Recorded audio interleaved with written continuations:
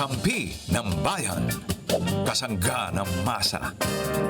Kapanalig ng batas at hustisya.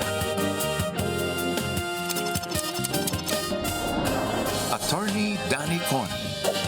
Abogado de Campanilla. Magandang gabi po sa inyong lahat, Pilipinas. Kumusta po kayo saan mang panig ng mundo at kahit na sa iba pang planeta, dito man sa ating bansa at sa iba pang bahagi ng mundo. Welcome po sa isa na namang hindi lamang makabuluhan kung hindi makabulatlat pang-isipan. Usapan dito sa paborito ninyong programang Attorney Danny Con, Abogado de Campanilla. Ako po si Bibet Orteza, ang inyong sausawera ng bayan at kasama ko ngayon, syempre, ang inyong paboritong abogado, Attorney Danny Con. Magandang gabi sa iyo, Bibet, at sa ating mga kababayan na walang sawang sumusubaybay sa ating palatuntunan. Magandang gabi po sa inyong lahat. Ganito oras ba gutom ka na? Hindi pa. Anong oras usually nagdi-dinner ang mga konsepsyon? 8 o'clock ng gabi. Okay. Kami minsan inaabot kami ng inaabot kami ng 9 o'clock pa kasi may mga Zoom meeting yung mga ibang tao sa bahay, may mga ganun-ganun pa. At syempre habang nakikipag-Zoom meeting ka, ang minsan gagawin mo, aalisin mo yung video para makapagsubo ka ng hindi nila nahahalata. Pero napansin ko, marami kaming mga kaibigan na ang kanilang dinner ay 6 o'clock Ay, nako. ng gabi. Sabi ko, wag di dumilim. Pambihira. Parang sa bagay, mga bata nung araw. Anong bata kami? Basta dumilim hapunan. Hindi lang yun. Dahil karamihan ng mga shows na pambata, yung mga comedy, Oo nga. yun, yung mga school bukol, 7 o'clock Oo yun. nga. Yung mga ganon. Kaya kakain ng maaga. Kakain na ng maaga. Yan.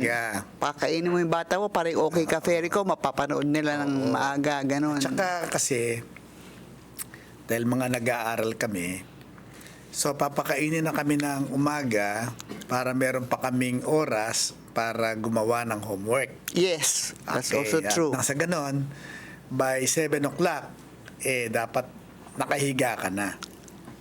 Pero, Wala kasi kaming TV. ay, ako noon, Kaya wala kaming panonoorin, kundi mga butiki-sa-kisame. ay, kami naman, ang ginagawa namin, ako, lalo na ako dahil atribida ako ng bata. Ngayon hindi na. Sumisilip ako sa kapitbahay ng TV sa bintana. Sa bintana. Nandun kami sa reha, saka ganun kami. Pagkano yan? Biyernes ng gabi. Nandun kami sa... mababait naman yung kapitbahay namin. Bubuksan niya yung kanyang bintana na ini-slide. Kapis yung kapis. Slide niya. At sila ay manonood ng kanilang television. Kami naman mga kaming mga bilanggo na nandun sa rehas ng bintana. Ang hindi ko lang kinakayang panoorin sa bintana, sa labas ng bintana ng kapitbahay paggagabi. Gabi ng lagi. Takot Si na Ben takot ako. David yun. Takot ako noon. Tsaka isa pang bisyo ko noon, kasi nanay ko stricto, hindi naman kami mayaman. Kailangan pagkakain, nakahiga na, patay na ilaw. Ay, kasi sayang ang kuryente. Oo, kaya ako, nung una akong nagsalamin, grade 3, 800 na kaagad ang grado. Mataas na agad ang... Oo, dahil ang hinihingi kong regalo sa mga tiyo at tiya, flashlight. Dahil nagbabasa ako ng libro sa ilalim ng kumot pagtulog na mga magulang ko. Nakasama sa aking mga mata. Nakasama. Oo. Kasi... pero basa ka kasi ng basa. Yeah, at sandali, bago tayo mapunta talaga sa ating programa, I have a question. Do you allow your children to be on their cell phones while eating? Hindi dapat bawal. Maski ako pagka... may mga nagre-reklamo Nireklamo yung asawa ko, bakit daw siya text ng text. Text ko, hindi ko sinasagot. Kasi hindi ho, ang telepono ko, hindi ko laging hawak na pasok ang message, masasagot ko. Meron lang akong panahon na titignan ko yung aking cellphone. Okay. Yun. Hindi kumbaga hindi lagi kong hawak. Meron lang talagang pagka nagkaroon ako ng break, etc. Kaya yung mga anak namin, pinagbabawal naming nagse-cellphone habang kumakain. At alam mo ba, sa ibang restaurant, no? Bibigyan ka ng diskwento kung ikaw, lalo na mga busy restaurants, meron kang konting discount kapag hindi ka nagse-cellphone habang kumakain. Bakit Because sa smaller restaurants, actually cafeterias, no? You occupy space. Ang tagal mong kumain ng mami kasi... Kasi cellphone ka ng cellphone. Text ng text. Oo. So, nakakaano yun? Wala. Ano yan? Ito ngayon ang bagong uri ng slavery. Alipin ka ng iyong cellphone. Ay, nako.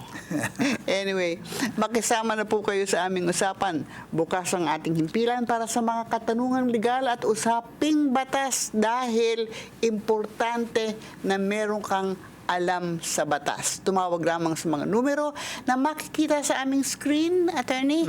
Kapag ka po globe ang telepono ninyo, 0954-310-0331 at kung smart, 0961-770-8807. Text lang po kayo.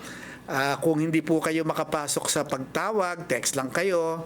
Text niyo yung problema nyo at hindi naman namin masagot ngayon, araw na inyong ipinadala, ipipila po namin yan para masagot namin din. So stay put. Huwag kayong bibitaw dahil ngayong gabi ang batas ay para sa inyo. At hindi lang sa gabing ito, kundi sa lahat ng gabi pang darating. Simulan na natin ang ating talakayan. May dito texter sa na ba tayo? Attorney Danicon, Abogado de Campanilla, ang ating first texter. Gikan ni siya sa Cebu. Okay. Nakalimot po ako ng pusa habang kumakain sa isang food park. Private yung place, may paid parking at kumikita naman yung stalls. Pero sabi ng bantay, wala raw silang responsibility kasi stray yung pusa. Nalaman ko pa sa Animal Bite Center na hindi pala ako ang first incident doon, pero wala pa ring action ang management. Nagpabakuna na po ako at may gastos na. Mahimo ba ako nga mag-demand og accountability or bisan assistance lang sa vaccine expenses? Ako po ang nag-translate sa Cebuano, ha? Cebuano ba siya? Oo, taga Cebu siya eh. Ay, oo nga, taga Cebu. Okay. Kasi po, kung yung lugar ay public, meaning bukas sa publiko, wala pong pinto yung restaurant, makakapasok talaga ang stray cat. Dalawa pong bagay ang pumapasok sa isip ko ngayon. Una, nung bang kayo bago kayo pumasok doon sa restaurant, nakita na ba ninyo yung mga stray na pusa?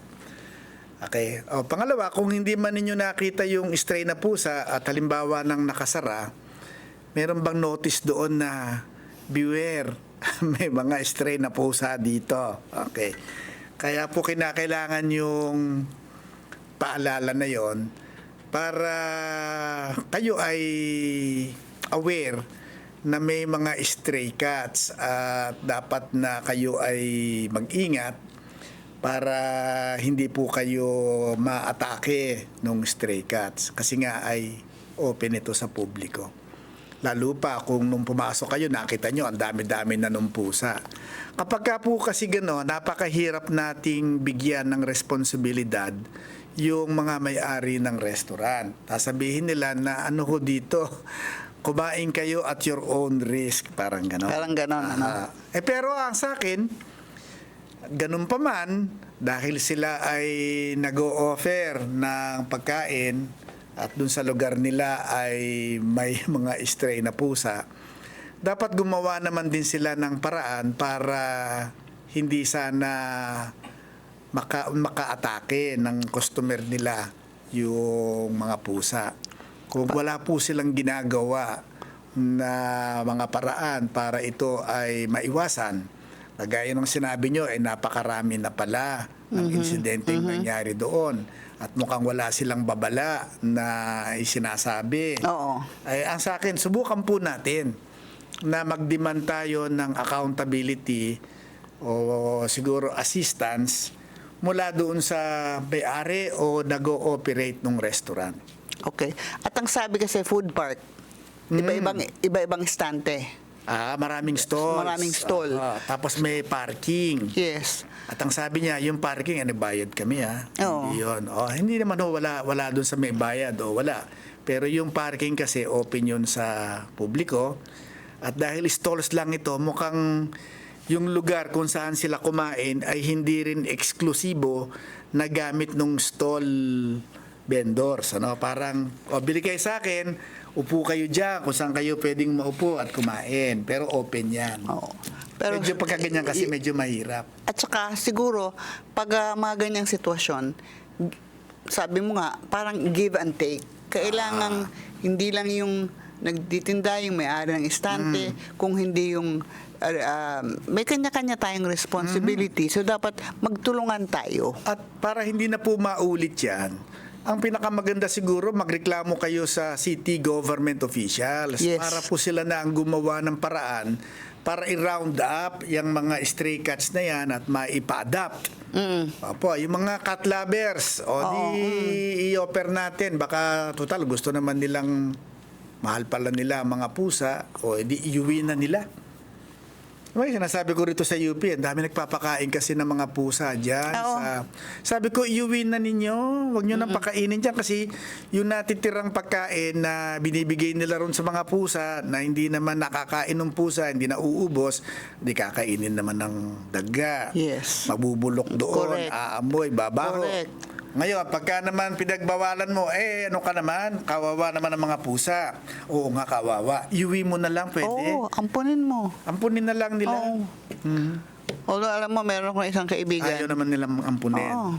Meron akong Pakakainin lang ho namin, pero ayaw naman namin hong iuwi. Meron kasing mga animal shelters ngayon na nagpapa-adapt ng mga aso, ng mga pusa, at pwede ninyong puntahan. Pero minsan, meron isang kaibigan na isang aso lang sana ang aampunin niya. So, nakapili na siya. Okay, ampon, nagbigay ng konting ambag dun sa shelter na yon. Tapos, may isang aso daw na nakatingin sa kanya, ganyan ang mukha. Parang So, dala-dala na, nakakaawa. dala-dala na niya. Sumakay na raw siya sa kotse niya, sumunod yung aso, nakaganon. sabi siguro. Ako rin. So, umalis na yung kaibigan ko. Pag alis daw ng kaibigan, nakita raw niya sa rear view, nakaganon pa rin yung aso. Bakit ako? Binalikan niya. Binalikan niya. Umuwi siya, dalawa aso dala niya. Asong dala niya. Okay. We have another sender from Vico Soto City, Pasig. Pasig, no? Magaling niyang si Vico Soto. Oo. Attorney, isa po akong single mom at kumuha ako ng yaya noong January 5. May malinaw na po kaming, parang natanong na natin to. Natanong na natin ito. Di balitan. Palitan. Ayan. Okay? Caller na tayo. Caller na. Oo, si Ralph. Tama. Quezon City na naman. Oo nga. Hi, Ralph. Good evening po. Yes. Ang linaw ngayon ng mga callers natin. Oo nga, kasi Quezon City lang. Correct. Okay, Ralph, anong may tutulong ni Attorney Danny Con sa'yo? May tatanong lang po ako. Nagkaroon po kasi kami ng may kapitbahay po kami. Nagkaroon po ng away. Nagkasakitan po lahat-lahat.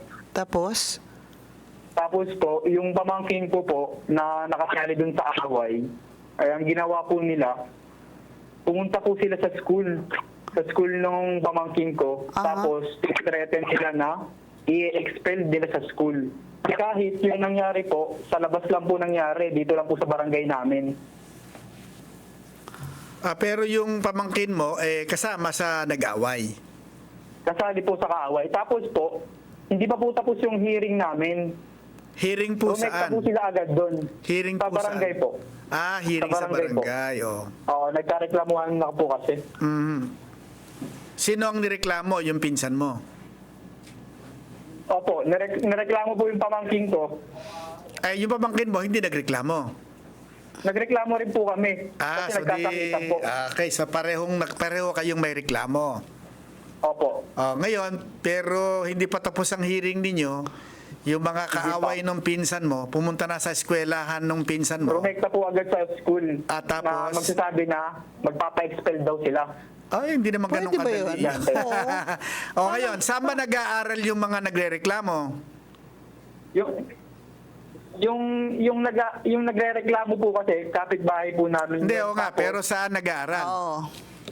hindi po sila nag-aaral, nagtatrabaho na po sila. Working na po sila. Okay. Mas Dito po matanda sa- sila. Ralph, mas Matanda matanda po. sila sa pamangkin mo. Sa pamangkin ko. Hindi, sa madalit sabi, hindi sila pwedeng gumante na pumunta sa eskwelahan naman ng mga nagre-reklamo para ipa-expel naman sila. But anong Pero hindi ganun kadali magpa-expel, sir. At saka, attorney, kasi mukhang mas matanda yung mga na-involved dun sa away at Yes. itong bata, yun ang isusumbong nila. Ito po yung punot dulo po talaga. Yung kaaway po talaga nun, yung kuya ko, yung tatay niya. Aha. Bali nakita niya, kaaway niya, nakita niya, nakikipagsapakan yung tatay niya, sumali siya. Tumulong siya. Pinagtutulungan na kasi yung kuya ko, 3-4 na katao. Oo nga, pero dalawa sila, tapos 3 yung kalaban. Sila pa yung may gana Opo. na magreklamo? Yes, meron. Ilan taon ang pamangkin mo, Ralph? 20. 22. Ang mga kalaban, Mga 30 na po yung mga yun eh. Hindi, Working po. sa madalit sabi, college na to ang pamangkin mo. College siya po. Hindi ko Madagdag ko ganun. lang din po, pagpunta po nila ng school, parang sinabi po agad nila yung trabaho nila. Pakilala po sila na ganito, ganyan, nagtatrabaho na sa ganito. Wala. Ang mangyayari naman ho dyan, hindi naman ho basta nagreklamo sa eskwelahan. Parang pinapalabas po nila, parang nanganakot sila, nambubuli po ba, kumbaga. Sino ang tinatakot nila? Yung school officials? Hindi po, yung pamangkin ko po. Kaya nga, so wag siyang matakot. Ang sinasabi ko ay hindi naman ganun kadali mag-expel ng estudyante. at saka attorney, pwede ba yun? Nasa barangay level na kayo nag-uusap sa barangay, pagkatapos hindi pa nagdidesisyon ng barangay, pumunta ka na dun sa Bawal po, eskwelahan. At saka pangalawa, hindi naman nangyari sa loob ng eskwelahan yung insidente. Correct, oo. Okay. Ito nga, estudyante lang. Kaya yan, hindi naman agad-agad, kumbaga hindi yan ganun kadali na ma-expel, siyempre. May kailangan may due process din yan. Okay, baka nga hindi nga nila patulan yan dahil Correct. yung insidente hindi naman nangyari sa loob ng eskwelahan. Wala na silang pananagutan doon. Pero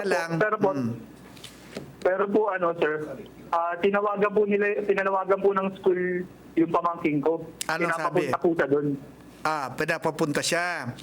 Oo. Di tapos? pupunta naman yung pamangkin mo. Opo, nung pumunta po siya doon, ayun, sinabi po may nagreklamo sa kanya. Tapos sinabi, posibilidad daw talaga na natanggalin daw talaga. Oo nga, pero... Ay talaga ginigit. Pwede po, wait lang po, may tanong po ako. Ano kaya pwedeng isang pangkaso sa mga ganun? Di ba parang paninirang puri po yun? Kasi binypass nila yung Well, Parang hindi naman. Okay. Pero yan, baka wala pang criminal case na pwede tayong isampa laban sa kanila. Pero kung yung kanilang mga sinabi ay hindi totoo, marami silang may mga sinabi silang hindi totoo, pwedeng kasuhan sila ng paninirang puri. Panabagong kaso yon. Pero idadagdag uli yon sa kasong didinggin ng barangay. Kasi hindi mo naman maisasampa yung kasong kriminal na ganyang ng paninirang puri kung hindi muna kayo dadaan doon sa barangay. Oh, sa barangay na pinangyarihan noong Di nung away. magbabaranggayan kayo uli. Di ba dadagdag lang yung kaso. Ito namang eskwelahan, wag naman siyang matakot dyan na siya'y tatanggalin yan. Kasi pagka tinanggal siya niya ng ganyan-ganyan lang, kakasuhan naman natin sila. O, di kayo naman ang magkakaso sa kanila. Kakasuhan niyo yung eskwelahan. Dahil walang due process, na sila sinunod nang basta i-expel nila yung bata. So, hindi ho totoo. Yan yung bang eskwelahan yan, public o private? Public-private na yun. Ano? Ano po Pwede Privado. ko ba na school dito? Hindi, wag mo sabihin yung school. Ang tinatanong ko lang, kung yung bang eskwelahan ay private o public? Siguro po semi, sir. Semi-public? Wala hong gano'n. Semi-private. Semi-private. Wala hong semi-public. Walang semi-semi. Wala. Meron ho bang binabayarang Nagbabayad ho ba ng tuition? Opo, nagbabayad po ng tuition. Private yan. Private yan. Kasi I cannot imagine, halimbawa, kung public school, kung UP High, sasabihin ng UP High, sige, i-expel namin ang estudyante para sa isang insidente na nangyari sa Quiapo. Hindi ba? So, hindi ho gano'n. Kasi, usually yung mga private, sila nga yung maiingat Oo. Kasi, pwede silang buweltahan ng kaso ng mga estudyante na kanilang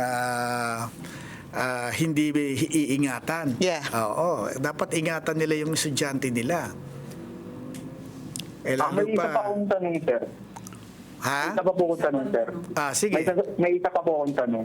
Paano po kaya yun? Di ba yung kuya ko po, saka yung kaaway niya, nagsasabayan po sila. Pareho po sila nagpapaluan ng kahoy. Tapos ito pong kalaban, yung kaaway po ng kapatid ko, magsasampa po ng murder. Attempted murder. Edi sampahan din ng murder ng kuya mo sila. Di ba? Sila nga yung may hawak, sila nga yung may hawak ng kahoy. Attorney, paki-define ng murder. Ang murder, ito pinagbalakang pagpatay. Plinano. Pinlano, pinagbalakan, o kaya napag-isipan. Yun ang murder. So kung nahampas kita ng kahoy ngayon, nakaharap kita, Hindi naman necessarily murder. Kasi wala namang, baka wala. Paano mo masasabi na pinagbalakan, pinagplanuhan patayin, hindi nga napatay? oo, kung halimbawa nagkainitan ng Ngayon, pero kung yung kanyang, halimbawa, yung kanyang injury, talagang halos ikamatay niya.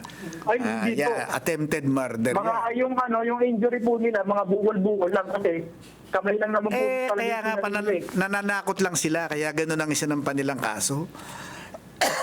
Pero hindi basta-basta magsasampa ng murder ang piskal. Lalo pa, wala pa kayo sa piskal, nasa barangay pa lang kayo. Diba? Barangay pa lang yan. So wala pang pinag-uusapan kung anong kaso isasampa. Sasabihin lang nila murder ang sasampa nila. Hindi naman si abogado ba sila? Hindi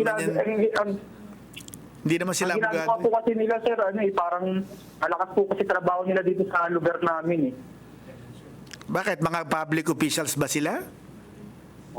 Parang ganun. Kung public officials sila, kasuhan nyo administratively para matanggal sila. Yun. Sige po. Di ba? Okay. May due process po dito sa barangay. Kasi yan ay requirement ng batas. Hindi ka pwedeng magsampa ng criminal case, lalo pat magkakabarangay kayo, kung hindi kayo magkakaharap sa barangay. Opo, pinamadali po kasi nila yung reklamo nila. Gusto po nila, may angat na agad Hindi, sila yun, pero kayo pwede rin magsampa ng kaso. Bakit sila lang ba? Di kumuha ka na ng abogado at sabihin mo magsasampa rin tayo ng kaso. Kaninong abogado sila pwede lumapit? Pwede sila siguro sa PAW. Tila nyo sa PAW. Pero baka may kaya kayo Kaya baka hindi naman kayo tanggapin doon. Di pupunta kayo siguro sa integrated bar. O kaya baka may kaibigan kayong abogado, di pahawakin na ninyo. Okay, Ralph? Kasi tinatakot kayo Oo. na kami magkasampa kami kaso, murder kakaso namin sa inyo, non-bailable yon. O di sabihin mo kami rin, magsasampa ng murder din, non-bailable yon. Okay sa'yo, Ralph? Gets mo? Wala na. Wala na. Okay, nawala na yung aming kausap. Okay. Ayan na naman. Naiiyak na ako talaga. Bakit ka naman maiyak? Magkakahiwalay na naman tayo. Matatapos na naman ang gabi. Ano ba? Nako, Diyos ko. Ang bilis naman ng ano. Ang bilis, Ang bilis ng panahon. Oo. Alam mo Okay. kasi maraming mga tao na sanay sa panggugulat, paninindak, Oo. pananakot. Dapat para kayo ay hindi masindak, dapat meron kayong kukonsultahin na abogado na hahawak ng kaso nyo. Correct. So, okay. Sa lahat po ng mga nag-text, nag-comment at nag-message sa aming Facebook page, maraming salamat po sa inyong pakikisama sa amin, sa inyong panonood at sana'y nakatulong kami at nakapagbigay dagdag sa inyong kaalaman at gusto naming malaman ninyo na sa mga kinikwento niya rin sa amin, may mga napupulot din po kami. Maraming salamat po. Abangan po ninyo ang mga susunod ba nating episode dahil siguradong ang tanong nyo na ang masasama sa ilalabas namin dito. Ako po si Bebet Ortesa, ang inyong mahiyaing salsawera ng bayan. Attorney Danny Con po, ang abogado de Campanilla ng Bayan, hanggang sa susunod po nating episode. Magandang gabi po. Bye-bye!